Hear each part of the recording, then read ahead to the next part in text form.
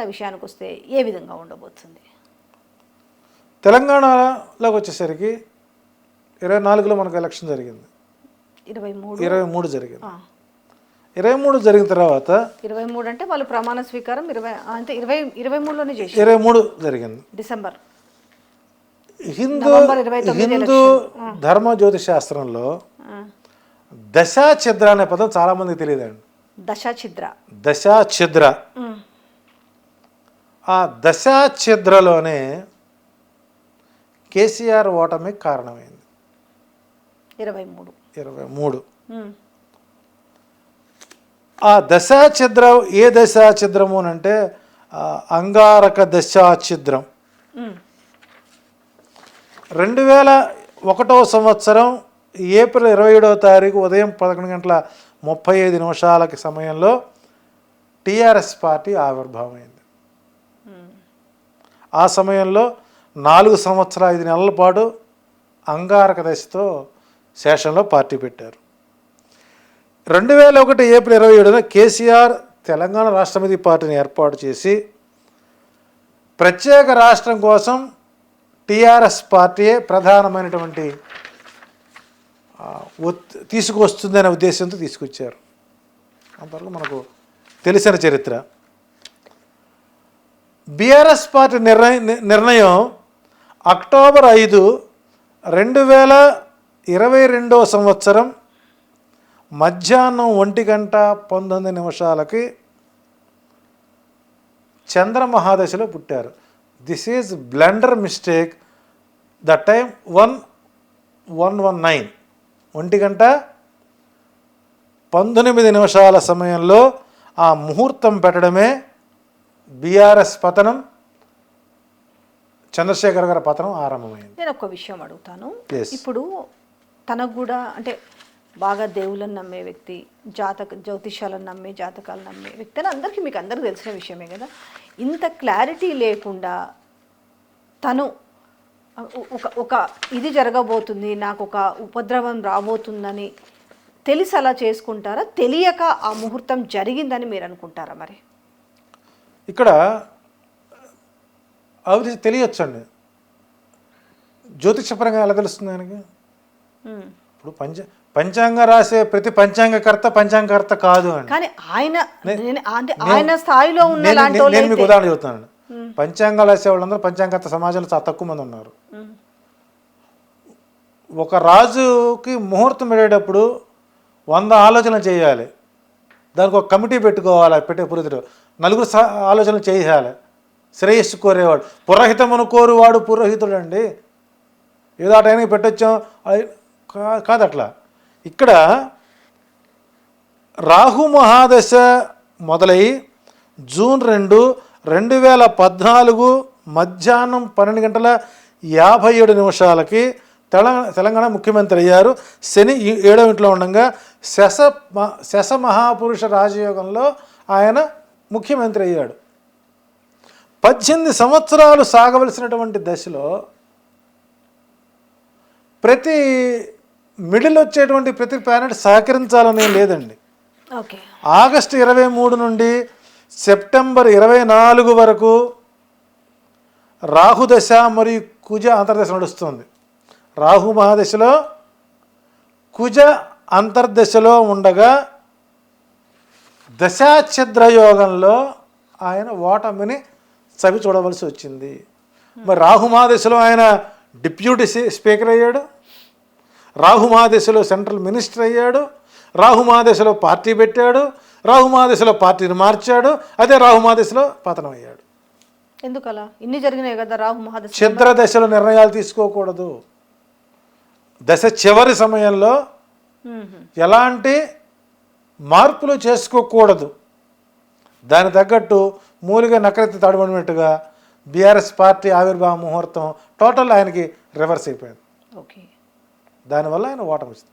అయితే ఈ సంవత్సరం మనం కంపేర్ చేసుకున్నట్లయితే గత సంవత్సరం నుంచి చూసినట్లయితే ప్రతిపక్షంగా ఉన్నటువంటి బీఆర్ఎస్ బలమైనటువంటి స్థానాలని ఓట్ బ్యాంక్ని పెంచుకుంది కంపారిజన్ టు కాంగ్రెస్. అందులో సందేహం లేదు. అయితే ఇక్కడ బీఆర్ఎస్ పార్టీ ఆవిర్భావాన్ని తీసుకోవాలి. ఇక్కడ వ్యక్తిగత కేటీఆర్, హరీష్ రావా, కవిత ఇవన్నీ కాదు. చూడండి, రాహు మహాదశ చిత్రంలో కూడా కూతురుతో కూడా ఆయన మానసిక క్షోభ అనుభవించాడు. కూతురుని జైల్లో చూడ పరిస్థితి వచ్చింది. తాను బతికి చూడండి, ముఖ్యమంత్రి కుజ రాహు మహాదశ చంద్రదశలోకి వచ్చేసరికి ఇక్కడ ప్రమాణ స్వీకారం, ఎలక్షన్ ఓడిపోవడం, ఆయన కుజుడు ఎముక మీద ప్రభావం చూపిస్తాడు. ఎముక విరగడం, 20 ఎముక విరగడం, హాస్పిటల్ హెల్త్ బాగా లేకపోవడం, ఇన్ని అవసరాలు వస్తున్నాయి. దెబ్బ మీద దెబ్బ, కూతురు జైలుకి వెళ్తాం. ఒక తండ్రి బతికుండగా కూతురు జైలుకి వెళ్తే అది ఎంత మానసిక క్షోభ. వచ్చాక ఆమె బిడ్డ మానసిక క్షోభ ఎంత.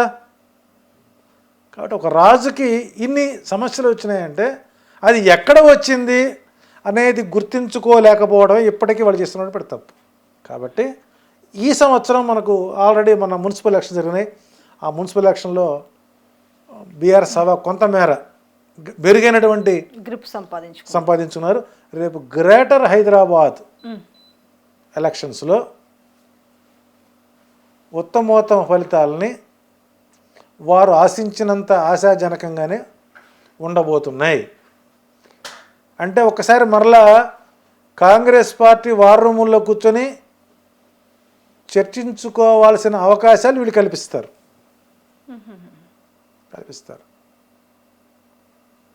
ఇది అధికార పార్టీకి పరాభవం. నదీ నదాలు జలస్పరాలు అంటారు. నదుల పక్కన ఉండేటువంటి జీవనశైలి, జీవనయానం చేసే వాళ్ళ విషయంలో కాంగ్రెస్ పార్టీ చేసినటువంటి ఒక చారిత్రాత్మక తప్పు. ఇప్పుడు మనం ఒక ప్రాజెక్ట్ తీసుకున్నప్పుడు ఆ ప్రాజెక్టుకు సంబంధించినటువంటి మాస్టర్ ప్లాన్లో ఈ నివాసితులకు ఆశ్రిత ప్రాంతాలు చేయాలి, చూపించాలి. ఎక్కడో చోట చూపించి వాళ్ళ నిరాశ్రయాలను చేయకుండా నడివీధిన పడవేసినప్పుడు ఆ పరాభవం ఎవరికండి? రాజు అనుభవించాల్సిందే. దాని ప్రభావం కూడా రేపు గ్రేటర్ ఎలక్షన్లపై పూర్తి స్థాయిలో పరాభవాన్ని పొందే అవకాశం కనబడుతుంది. ఇది ఎట్లా ఉంటే బీజేపీ అంతర్గత కలహాలతో, అంతర్గత కుమ్ములాటలతో అవకాశాలు చేజార్చుకునే అవకాశం ఉంటుంది.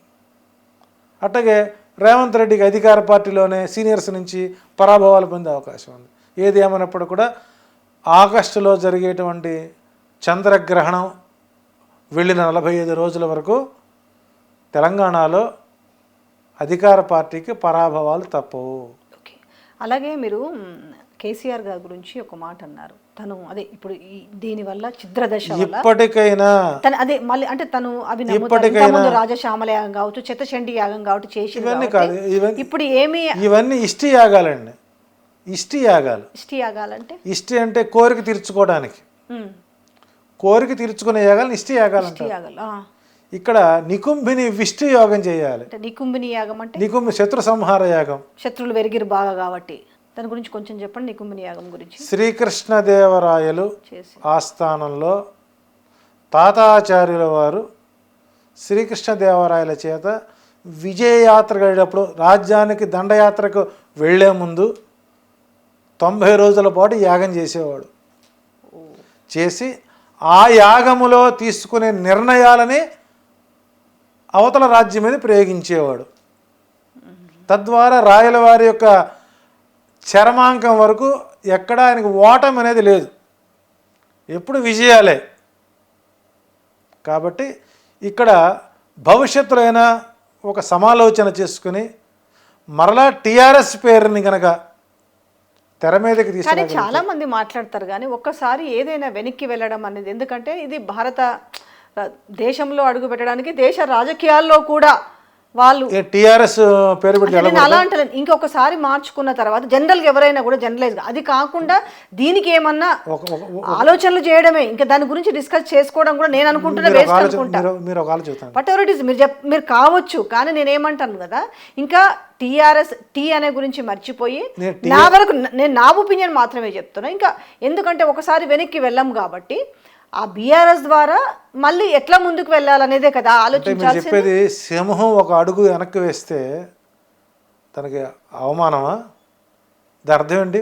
సింహం ఒక అడుగు వెనక్కేసింది అర్థం ఏంటి? ఆలోచిస్తున్న అర్థం. ఎగరడానికి ప్లాన్ వేస్తుంది. అలా ఎందుకు తీసుకోకూడదు? ఈ రోజున చాలామంది రాజకీయ నాయకులకి తెలియనట్టు ఒక గ్రంథం ఉందండి, కణిక రాజనీతి.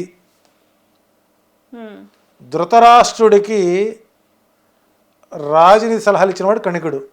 ధృతరాష్ట్రుడికి రాజనీతిజ్ఞత నేర్పినవాడు ఎవరు అంటే కణికుడు. రాజధర్మాలు చెప్పినవాడు విదురుడు. కణికినీతి చెబుతుంది అనమాట. నీ ప్రాబల్యం తగ్గుముఖం పట్టినప్పుడు ఆ తగ్గుముఖం పడటానికి గల కారణాలేంటో ఆత్మపరిశీలన చేసుకోమన్నాడు ఫస్ట్. అప్పుడు మనకు మీడియా లేదుగా. అయితే మీరు చెప్తుంటే ఒకటి నాకు గుర్తొస్తుంది. రేవంత్ రెడ్డి కొడంగల్లో ఓడిపోయినాడు కదా 2018 ఎలక్షన్లో. దాని తర్వాత జనరల్గా వాస్తు అంటే తనతో మాట్లాడినప్పుడు తనతో డిస్కస్ చేసినప్పుడు తనకు ఇవి పెద్దగా నమ్మకం ఏమీ లేకుండే. అంటే దేవుళ్ళన్నా పెద్దగా అంటే ఉంటుండదేమో కానీ పెద్ద భక్తి మీద కానీ వాస్తు మీద కానీ లేదు. కానీ దాని తర్వాత ఓడిపోయిన తర్వాత ఒక చేతికి ఒక వెండిది ఒకటి మామూలు కడియం వేసుకున్నాడు. దాని తర్వాత ఆయన ఉన్న మెయిన్ గేట్ ఉంటుంది కదా, మెయిన్ గేట్ను కూడా మార్చడం జరిగింది. దాని తర్వాత ఆయన ఎంపీగా గెలవడం జరిగింది. దాని తర్వాత జరిగిన పరిణామాలను ఎంపీగా గెలిచిండు, పిసిసి ప్రెసిడెంట్ అయ్యాడు. దాని తర్వాత ఒక పరిణామ క్రమంలో ఆయన ముఖ్యమంత్రి కూడా అయ్యాడు. నిజంగా ఇవి వర్కౌట్ అవుతాయా అనే డౌట్, ఎందుకంటే మీరు పక్కా అవుతాయని చెప్తుండొచ్చు, కానీ చాలామందికి వచ్చే డౌట్ కూడా ఉంది కదా, ఎట్లా వర్కౌట్ అవుతాయి అని చెప్పి. జ్యోతిష్యం మూఢనమ్మకము, వాస్తు నమ్ముకున్నవాడు గాడిద సమానం అని స్లోగన్లు పెట్టి ఛానల్ నడిపేటువంటి చరిత్ర మనం చూసాం. అలా పెట్టిన వ్యక్తి కూడా కాళహస్తి పూజ చేయించుకున్నాడు. అనుభవం అయితే జీవితం తెలుస్తుంది. కేసీఆర్ వాస్తు నమ్ముతాడు, జ్యోతిష్యాన్ని నమ్ముతాడు, భాషను నమ్ముతాడు, సాహిత్యాన్ని నమ్ముతాడు. ఒక వ్యక్తిని నమ్మాడు అంటే వదిలిపెట్టాడు. ఒక రకంగా చెప్పాలంటే కేసీఆర్ రాజకీయ కృషి వలుడు. ఎన్నో చెబుతారు. చంద్రబాబు కనుక ముఖ్యమంత్రి వాడికైనా పదవి ఇచ్చినట్టయితే పార్టీ పెట్టేవాడు కాదని రాజశేఖర్ చెప్పేవాడు.